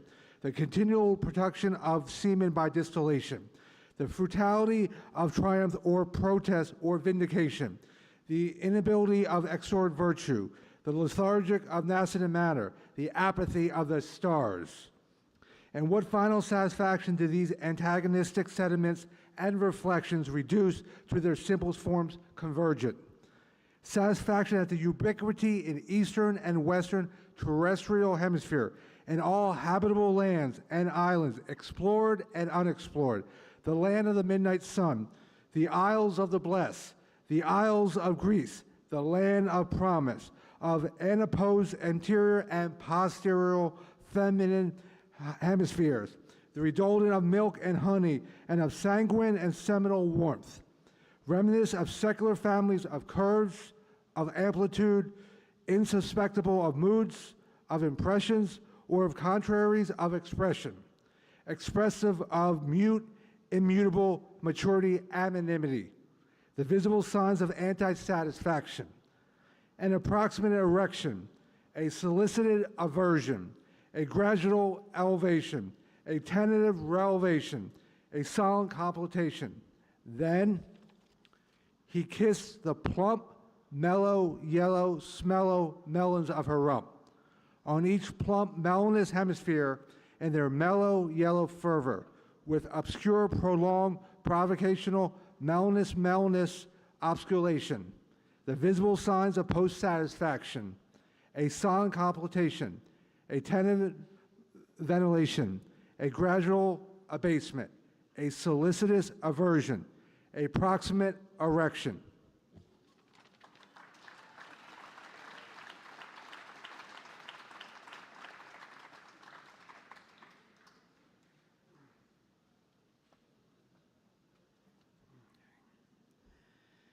What followed this silent action? Somnolent invocation, less somnolent recognition, incipient excitation, catechetical interrogation. With what modifications did the narrator reply to this interrogation? Negative. He omitted to mention the clandestine correspondence between Martha Clifford and Henry Flower, the public altercation at, in, and in the vicinity of the licensed premises of Bernard Kernan and Company Limited, 8910 Little Britain Street, the erotic provocation and response thereto, caused by the exhibitionism of Gertie, surname unknown. Positive. He included mention of a performance by Mrs. Bandman Palmer of Leah at the Gaiety Theater, 46, 47, 48, 49 South King Street, an invitation to supper at Wynn's Murphy's Hotel, 35, 36, and 37 Lower Abbey Street, a volume of Peccadillo's pornographical tendency intituled Sweets of Sin, anonymous author, a gentleman of fashion, a temporary concussion caused by a falsely calculated movement in the course of a post-scenal gymnastic display, the victim, since completely recovered, being Simon Dedalus, professor and author, eldest surviving son of Simon Dedalus of no fixed occupation, an aeronautical feat executed by him, narrator, in the presence of a witness, the professor and author aforesaid, with promptitude of decision and gymnastic flexibility. Was the narration otherwise unaltered by modifications? Absolutely. Which event or person emerged as the salient point of his narration? Stephen Dedalus, professor and author. What limitations of activity and inhibitions of conjugal rights were perceived by listener and narrator concerning themselves during the course of this intermittent and increasingly more laconic narration? By the listener, a limitation of fertility, inasmuch as marriage had been celebrated one calendar month after the 18th anniversary of her birth, 8 September 1870 vs. 8 October, and consummated on the same date with female issue born 15 June 1889, having been anticipatorily consummated on the 10 September of the same year, and complete carnal intercourse, with ejaculation of semen within the natural female organ, having last taken place 5 weeks previous vs. 27 November 1893, to the birth on 29 December 1893 of second and only male issue, deceased 9 January 1894, aged 11 days. They remained a period of 10 years, 5 months, and 18 days, during which carnal intercourse had been incomplete, without ejaculation of semen within the natural female organ. By the narrator, a limitation of activity, mental and corporal, inasmuch as complete mental intercourse between himself and the listener had not taken place since the consummation of puberty, indicated by catamenic hemorrhage of the female issue of narrator and listener, 15 October 1903, there remained a period of 9 months and 1 day, during which, in consequence of a pre-established natural comprehension and incomprehension between the consummated females, listener and issue, complete corporal liberty of action had been circumscribed. How? By various reiterated feminine interrogation concerning the masculine destination, whither, the place where, the time at which, the duration for which, the object with which, in the case of temporary absences, projected or effected. What moved visibly above the listener's and narrator's invisible thoughts? The upcast reflection of a lamp and shade, an inconstant series of concentric circles of varying gradations of light and shadow. In what directions did listener and narrator lie? Listener, southeast by east, narrator northwest by west, on the 53rd parallel of latitude north and 6th meridian of longitude west, at an angle of 45 degrees to the terrestrial equator. In what state of rest or motion?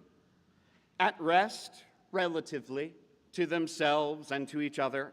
In motion, being each and both carried westward, forward, and rearward, respectively, by the proper perpetual motion of the earth through ever-changing tracts of never-changing space. In what posture?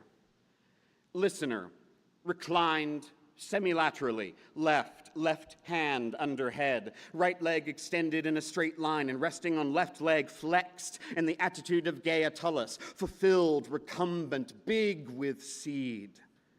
Narrator, reclined laterally, left with right and left legs flexed, the index finger and thumb of the right hand resting on the bridge of the nose, in an attitude depicted in a snapshot photograph made by Percy Apjohn, the child man weary, the man-child in the womb. Womb, weary. He rests. He has traveled with Sinbad the sailor, and Tinbad the tailor, and Jinbad the jailer, and Windbad the whaler, and Nimbad the nailer, and Finbad the failer, and Binbad the baler, and Pinbad the paler, and Minmad the mailer, and Himbad the hailer, and Rinbad the railer, and Dinbad the caler, and Vinbad the quailer, and Limbad the yailer, and Zimbad the tailor. When, going to dark bed, there was a square round Sinbad the sailor's roc's ox egg in the night of the bed of all the ox of the rocks, of dark and bad the bright dailer.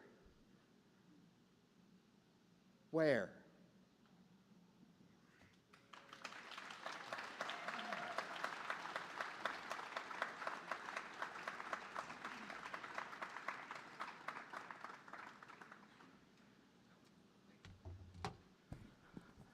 Sláinte, everyone. Happy Bloomsday. I want to thank a couple people. I want to thank our singers today, Megan McGinty, Stephen DeGrossa, and Corey Don. Music was fabulous. And the pianist was Gabriel Rabola. I want to thank my Bloomsday reader assistant who helped me all day gather the readers together, Eileen Cuniff. Eileen, thank you so much. And our on-site Bloomsday advisor who abandoned his children today to celebrate Father's Day at Bloomsday, Ted Howe. Thanks, Ted. We're gonna have a little Irish music and then Molly Bloom. But please, a warm thank you to John McGillian and Eamon Kelly, who have entertained us all day. Take it away, guys.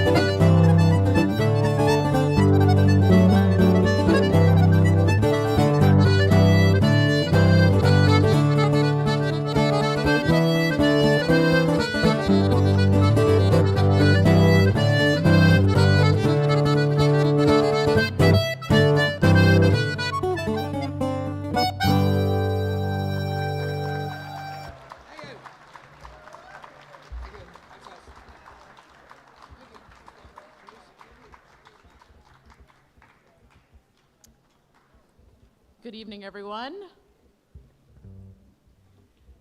Before we get, yes, so I'm being reminded that there's beer. There is still beer. Attic Brewing is here, and you can go buy some for now or to go. I'm being told it's to go as well, so yeah. Here it is. 4 packs, thank you. Yep. Okay, before our finale, I just want to first thank our sponsors, the Consulate General of Ireland's Emigrant Support Program, Lenore, Steiner, and Perry Lerner. Big round of applause. The Philadelphia Rare Book Fair, and the South Jersey Celtic Society. Let's give them all a round of applause.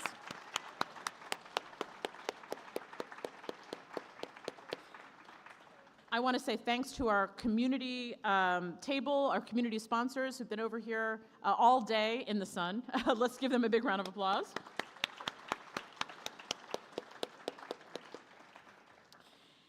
And I want to thank a couple more people. First of all, Lenny Steiner is a sponsor, but also she is the chair of the Bloomsday Committee. The committee consists of staff and Lenny. And Lenny guides us as we plan this day all year long. So I just want to stop and say thank you, Lenny, for all the time and the effort and the guidance that you give us. Let's give her a big, big round of applause. And finally, I want to thank the Rosenbach staff. The Rosenbach staff plans this event all year round, and I've always say this, we actually plan 2 events. We plan the outdoor version and we plan the indoor version. Luckily, we got to do the outdoor version this year, but the staff really puts so much time and effort into this and thought, and they want it to be a great day. And they work from dawn until, well, late. So let's give them, once again, one more time, a big round of applause for the Rosenbach staff.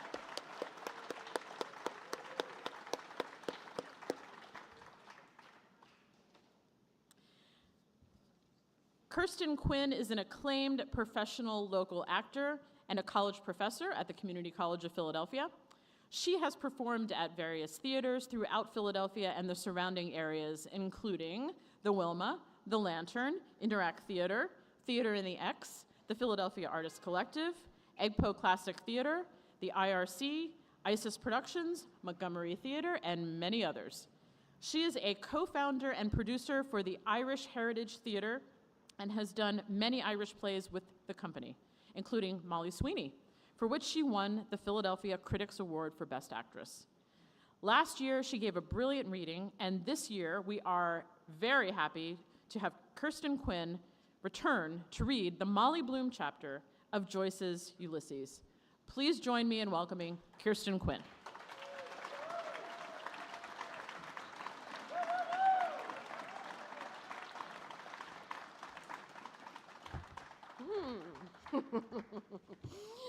Yes, because he never did a thing like that before, as asked to get his breakfast in bed with a couple of eggs. Since the City Arms Hotel, when he used to be pretending to laid up with a sick voice, doing his highness to make himself interesting for that old faggot, Mrs. O'Riordan, that he thought he had a great leg of. And she never left us a farthing. All for the masses, herself and her soul. Greatest miser ever. Was actually afraid to lay out 4 pence for her methylated spirit. Telling me all her ailments. She had too much old chat in her about politics and earthquakes and the end of the world. Let us have a bit of fun first. God help the world if all the women were her sort. Down on bathing suits and low necks. Of course, nobody wanted her to wear them. I suppose she was pious because no man would look at her twice. I hope I'll never be like her. Now, I hate having a long wrangle in bed. Or else, if it's not that, it's some little bitch or other he got up in with somewhere or picked up on the sly. If they only knew him as well as I do. Yes, because the day before yesterday, he was scribbling something. A letter when I came into the front room to show him Dingham's death in the paper, as if something told me. And he covered it up with a blotting paper, pretending to think about business. So very probably that was it. Just somebody who he thinks has a softie in him, because all the men get a bit like that at his age, especially going on 40 like he is now, so as to wheedle any money they can out of him. Ah, no fool like an old fool. Yes. Because he couldn't possibly do without it that long, so he must do it somewhere. And the last time he came on my bottom, when was it? Ah, the night Bylan gave my hand a great squeeze going along by the Tulka. In my hand there steals another. I just pressed the back of his like that with my thumb to squeeze back, singing, "The young May moon, she's gleaming, love." Why can't you kiss a man without going and marrying him first? You sometimes love too wildly when you feel that way. Oh, so nice all over you, you can't help yourself. Oh, I wish some man or other would take me in his arms sometime when he's there and kiss me in his arms. There's nothing like a kiss, long and hot, down to your soul, almost paralyzes you. And I used to hate that confession when I used to go to Father Corrigan. "He touched me, Father." And what harm if he did? "Where?" And I said, "On the canal bank," like a fool. "But whereabouts on your person, my child?" "On my leg behind." "High up, was it? Huh?" "Yes, rather high up." "Was it where you sit down?" "Yes." "Oh, Lord, couldn't he have just said bottom and be done with it?" "Now, what has that got to do with it?" "And did you, whatever way he put it, I forget." "No, Father, no. And I always think of the real Father. And what did he want to know for when I already confessed to God? He had a nice fat hand, the palm moist always. I wouldn't mind feeling it. Neither would he, I'd say, by the bull neck in his horse collar. I wonder, did he know me in the box? Well, I could see his face. He couldn't see mine, of course. He'd never turn or let on. Still, his eyes were red when his father died. They're lost for a woman, of course. It must be terrible when a man cries, let alone them. I'd like to be embraced by one in his vestments. Smell the incense off him like the Pope. Besides, there's no danger in a priest if you're married. I mean, he's too careful about himself. I wonder, was he satisfied with me? You know, one thing I didn't like was him slapping me behind, going away so familiarly in the hall. Oh, I laughed. I'm not a horse or an ass, am I? I suppose he was thinking of his father. I wonder, is he awake thinking of me or dreaming? Am I in it? Who gave him the flower he said he bought? He smelled of some kind of drink, not whiskey or stout or perhaps that sweety kind of paste they stick their bills up with. No, some liqueur. Yeah. I'd like to sip those rich-looking green and yellow expensive drinks those stage-door Johnnies drink with the opera hats. I tasted one with my finger, dipped out of that American that had the squirrel talking stamps with Father. He had all he could do to keep himself from falling asleep after the last time we took the port and pottage meat. It had a fine salty taste. Yes, because I felt lovely and tired myself and fell asleep as sound as a top the moment I popped straight into bed till that thunder woke me up. Oh, God be merciful to us. I thought the heavens were coming down about to punish us when I blessed myself and said the Hail Mary, like those awful thunderbolts in Gibraltar, as if the world was coming to an end. And then they come and tell you there's no God. Wait, There's George's church bells. Wait. 3/4 of an hour. Wait. 2 o'clock. Huh.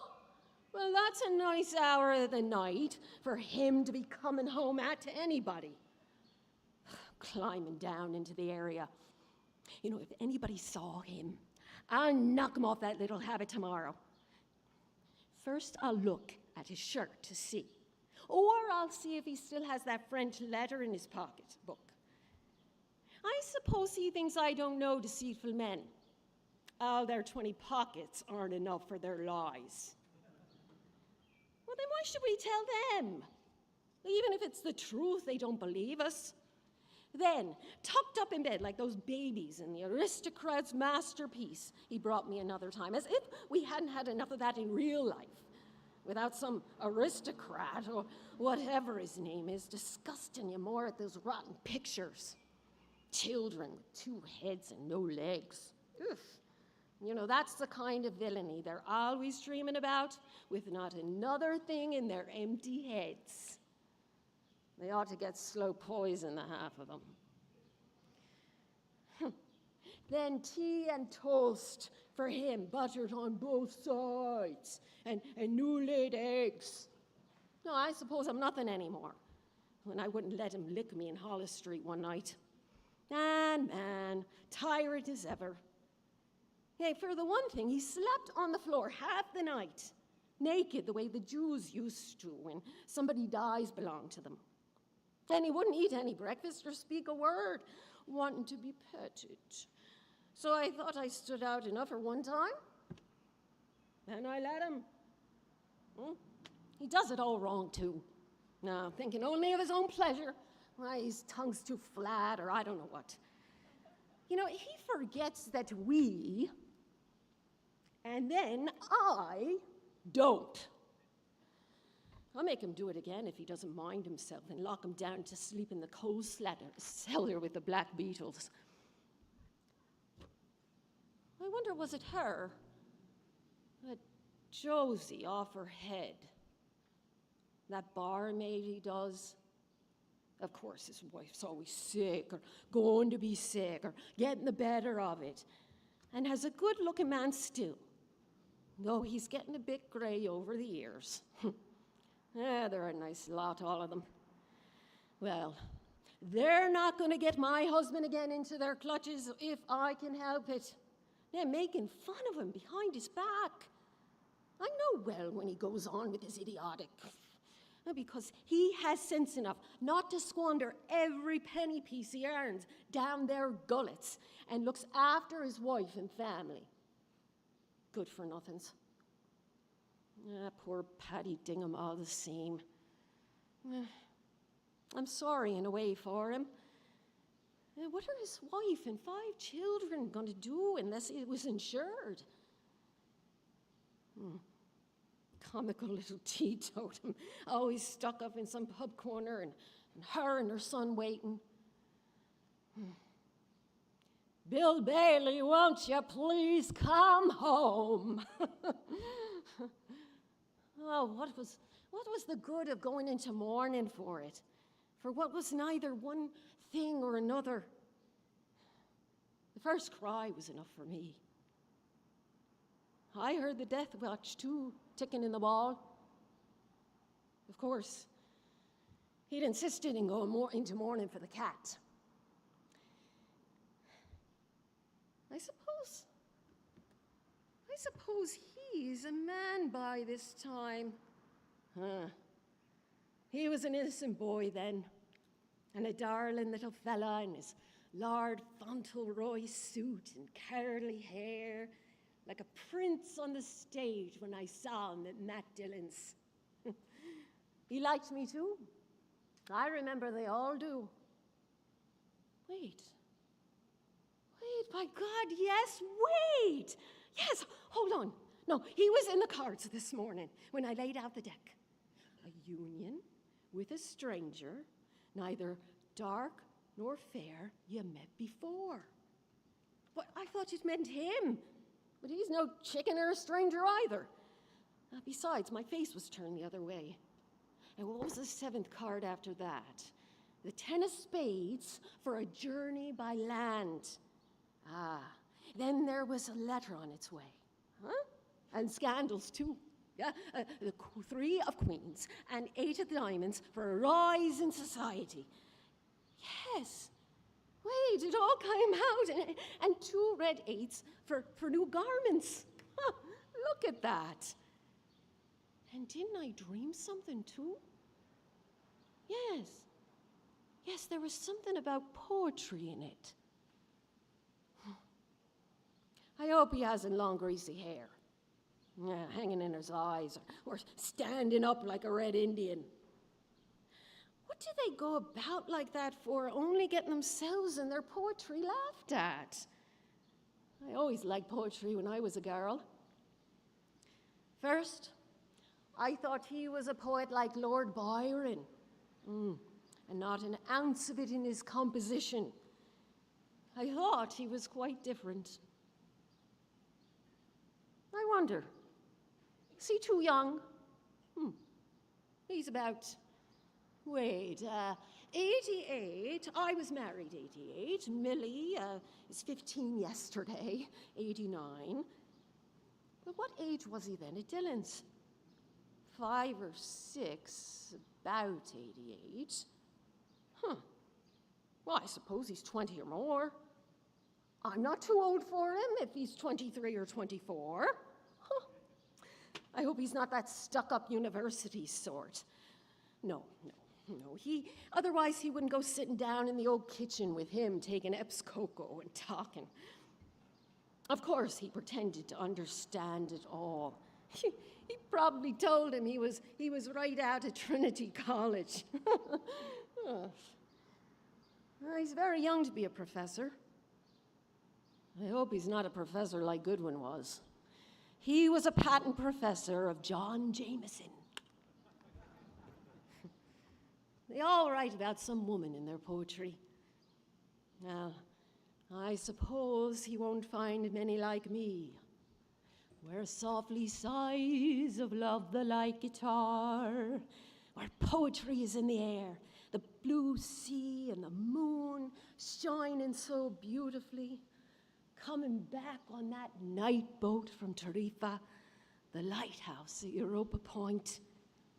The guitar that fellow played was so expressive. Will I ever go back there again? All new faces. 2 glancing eyes, the lattice hit.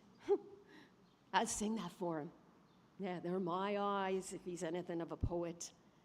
2 eyes as darkly bright as love's own star. It'll be a change, the Lord knows, to have an intelligent person to talk to about yourself. Not always listening to him and Billy Prescott's ad, and Keyes' ad, and Tom the Devil's ad. Then if anything goes wrong in their business, we have to suffer. I'm sure he's very distinguished. Oh, I'd like to meet a man like that. God, not those other ruck. No. Besides, he's young. Those fine young men I could see down in Margate Strand bathing place from the side of the rock, standing there in the sun naked like a god or something, and then plunging into the sea with them. God, why aren't all men like that? That'd be some consolation for a woman. Like that lovely little statue he bought. Oh, I could look at him all day long. Curly head and his shoulders, his finger up for you to listen. There's real beauty and poetry for you. And also, his lovely little young cock there. So simple. I wouldn't mind taking him in my mouth if nobody was looking, as if it was just asking you to suck it.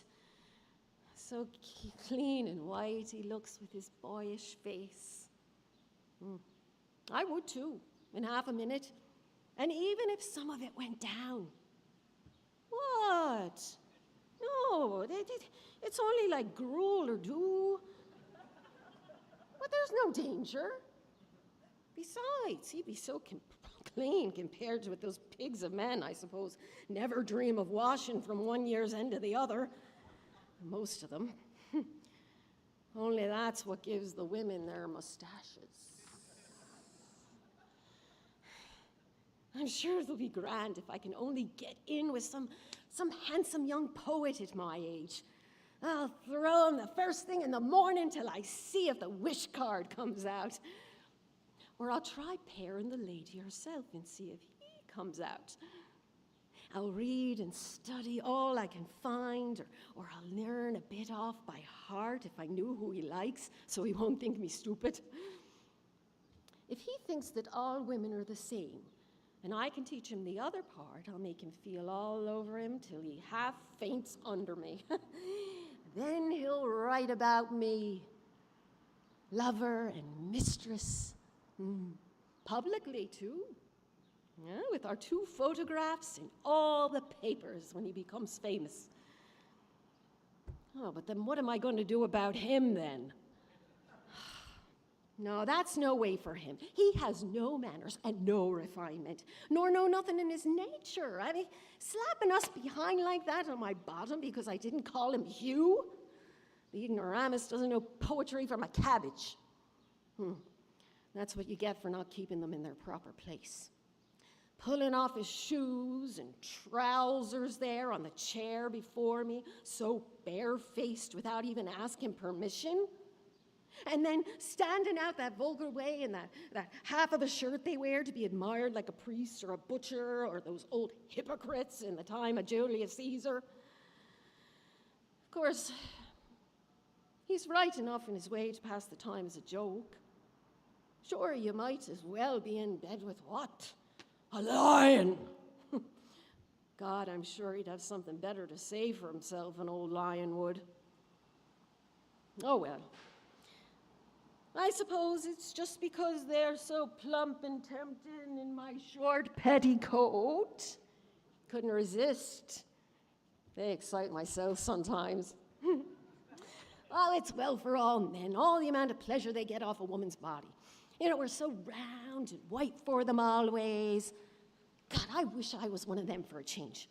Just to try with that thing they have swelling up on you so hard and at the same time so soft when you touch it.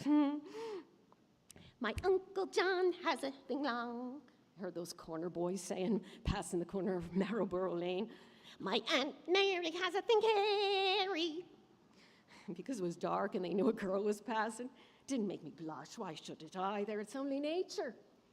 And he puts this thing long into my Aunt Mary's hairy. It turns out that you put the handle in a sweeping brush. Then again, all over. You know, they can pick and choose what they please. A married woman or a fast widow or a girl for their different tastes, like these houses round behind Irish Street. No, but we're always to be chained up. Well, they're not going to be chaining me up. No damn fear. Once I start, I tell you, for their stupid husband's jealousy. Why can't we all remain friends over it instead of quarreling? Her husband found out what they did together. Well, naturally. And if he did, can he undo it? No, he's coronado anyway, whatever he does. And then he'd go into the other mad extreme about the wife and fair tyrants. Of course, the man never even casts a second thought on the husband or the wife either. It's the woman he wants, and he gets her. What else were we given all those desires for, I'd like to know? I can't help it if I'm young still, can I? It's a wonder I'm not an old shriveled hag before my time living with him. So cold.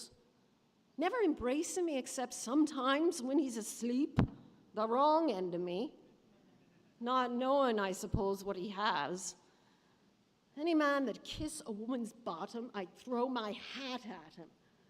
After that, he'd kiss anything unnatural, where we haven't one atom of any kind of expression in us, all of the same. Oh, 2 lumps of lard before I'd do that to a man. Poof, the dirty brutes. The mere thought is enough. I kiss the feet of you, senorita. Now there's some sense in that. Didn't he kiss our hall door? Yes, he did. What a madman! Nobody understands his cracked ideas but me. Still, of course, a woman wants to be embraced 20 times a day, almost to make her look young, no matter by who, so long as to be in love or loved by somebody, if the fella you want isn't there. Sometimes, by Lord God, I was thinking, would I go around by the quays there some dark evening where nobody'd know me and pick up a sailor off the sea that'd be hot for it and not care a pin whose I was, only to do it up against a gate somewhere? Or one of those wild-looking gypsies in Rathfarnham had their camp pitched near the Bloomfield Laundry to try and steal our things if they could. I only sent my there a few times for the name. Model Laundry. Yeah, sending me back over and over one old one's stockings. That blackguard-looking fellow with the fine eyes, peeling a switch, attack me in the dark and ride me up against the wall without a word. Or a murderer. Anybody. What they do to themselves, the fine gentlemen in their silk hats. That KC lives up here somewhere this way. Coming out of Hardwick Lane the night he gave us the fish supper on account of winning over the boxing match. Of course, it was for me he gave it. Well, I knew him by his gaiters and the walk, and when I turned around a minute after, just to see, there was a woman coming out of it too, some filthy prostitute. And then he goes home to his wife after that. Only I suppose the half of those sailors are rotten again with disease, but not. Oh, move over, your big carcass. Out of that for the love of Mike. Listen to him. The winds that waft my sighs to thee. So well, he may sleep and sigh, the great suggester Don Poldo de la Flora. If he knew how he came out on the cards this morning, he'd have something to sigh for. A dark man in some perplexity between 2 sevens 2 in a prison for Lord knows what he does. That I don't know. And I'm to be slouching around in the kitchen to get his lordship, his breakfast, while he's rolled up like a mummy. Will I indeed? Did you ever see me running? Huh? I just like to see myself at it. You know, show them some attention, and they treat you like dirt. I don't care what anybody says. It'd be much better for the world to be governed by the women in it. You wouldn't see women going and killing one another and slaughtering. When do you ever see a woman rolling around drunk like they do, or gambling every penny they have and losing on the horses? Yes, because a woman, whatever she does, she knows when to stop. Sure, they wouldn't be in the world if not only for us. They don't know what it is to be a woman and a mother. How could they? Where would all of them be if they hadn't all a mother to look after them? What I never had. That's why, I suppose, he's running wild now. Out at night, away from his books and studies, and not living at home on account of the usual rowy house, I suppose. Now, it's a poor case that those that have a fine son like that, they're never satisfied. and I none. Was he not able to make one? Well, it wasn't my fault we came together when I was watching the two dogs up in her behind in the middle of the naked street. That disheartened me altogether. I suppose I oughtn't have buried him in that little woolly jacket I knitted, crying as I was. But give it to some poor child. I knew well we'd never have another. Our first death, too, it was. We were never the same since. Oh, God, I'm not going to think about myself in this gloom anymore. I wonder why he wouldn't stay the night. I felt all the time it was somebody strange he brought in instead of roving around the city meeting God knows who, night walkers and pickpockets. His poor mother wouldn't like that if she was alive. Ruin himself for life, perhaps. Still, it's a lovely hour. So silent. I used to love coming home after dances. The air, the night. They have friends they can talk to. Now, we've none, either. He wants what he won't get. Or it's some woman ready to stick her knife in you. I hate that in women. No wonder they treat us the way they do. We're a dreadful lot of bitches. I suppose it's all the troubles we have makes us so snappy. I love flowers. I'd love to have this whole place swimming in roses. God, in heaven, there's nothing like nature. The wild mountains, and then the sea and the waves rushing, and then the beautiful country with the fields of oats and wheat and all kinds of things, and all the fine cattle going about that would do your heart good to see. Rivers and lakes and flowers, all sorts of shapes and smells and colors springing up, even out of the ditches. Primroses and violets nature is. And as for them saying there's no God, well, I wouldn't give a snap of my 2 fingers for all their learning. Why don't they go and create something? I often ask them. Yeah, atheists or whatever they call themselves. Go and wash the cobbles off themselves first. Then they go howling to a priest when they're dying. And why? Why? Because they're afraid of hell on account of their bad conscience. Ah, yes, I know them well. Who was the first person in the universe before there was anybody that made it all? Who? Huh? They don't even know. Well, neither do I, so there you are. They may as well try to stop the sun from rising tomorrow. The sun shines for you, he said. The day we were lying among the rhododendrons on Hothhead in the gray tweed suit and his straw hat. And the day I got him to propose to me. Yes. First, I gave him a bit of seed cake out of my mouth, and it was a leap year, like now. Yes, 16 years ago. My God, after that long kiss, I nearly lost my breath. Yes, he said I was a flower of the mountain. Yes, so we are all flowers, all a woman's body, yes. That was the one true thing he said in his life.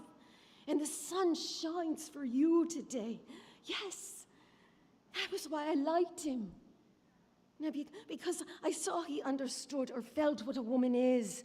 And I knew I could always get around him. And I gave him all the pleasure I could, leading him on till he asked me to say yes. And I wouldn't answer first. I only looked out over the sea and sky. I was thinking of so many things he didn't know of. Malvy, Mr. Stanhope, and Hester, and Father, and old Captain Groves, and the sailors playing All Birds Fly. And I say stooping, washing up dishes, they called it on the pier, and the sentry in front of the governor's house with the thing round his white helmet, poor devil, half roasted. And the Spanish girls laughing in their shawls and their tall combs, and the auctions in the morning, the Greeks and the Jews and the Arabs and the devil knows who else from all ends of Europe, and Duke Street and the fowl market all clucking outside Laurie Sharon's, and the poor donkey slipping half asleep, and the vague fellows in the cloaks asleep in the shade on the steps, and the big wheels of the carts of the bulls, and the old castle, thousands of years old. Yes! And the handsome Moors, all in white and turbans like kings, asking you to sit down in their little bit of a shop. And Rhonda with the old windows of the Posadas, two glancing eyes, a lattice hid for her lover to kiss the iron. And the wine shops half open at night, and the castanets, and the night we missed the boat at Algeciras, the watchman going about serene with his lamp, and oh, that awful deep down torrent. Oh, and the sea, crimson sometimes like fire, and the glorious sunsets in the fig trees, in the Alameda Gardens, yes, and all the queer little streets, and the pink, and the blue, and the yellow houses, and the rose gardens, and the jessamine, and the geraniums, and cactuses, and Gibraltar as a girl where I was flower of the mountain, yes. When I put my rose in my hair like the Andalusian girls used. Or shall I wear red? Yes. And how he kissed me under the Moorish wall. And I thought, well, as him, as another. And then I asked him with my eyes to ask again, yes. And then he asked me would I say yes to yes, my mountain flower. And first I put my arms around him, yes, and I drew him down to me so he could feel my breasts, all perfume, yes. And his heart was going like mad. And yes, I said yes. Yes.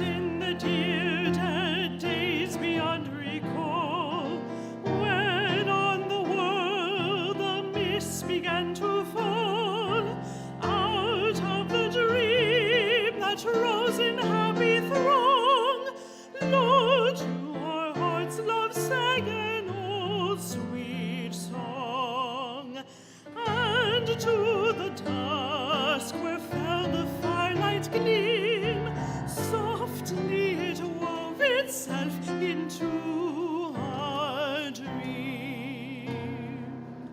Just a song at twilight, when the lights are low, and the flickering shadows softly come and go.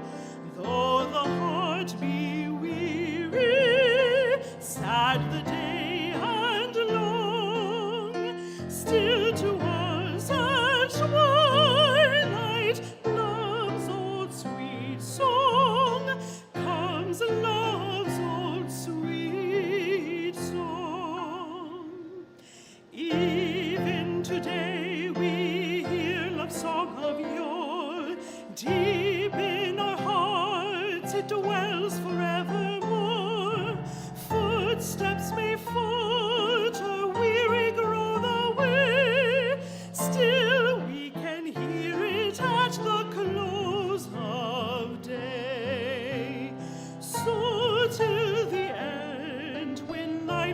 shadows fall, love will be found the sweetest song of all. Just a song at twilight,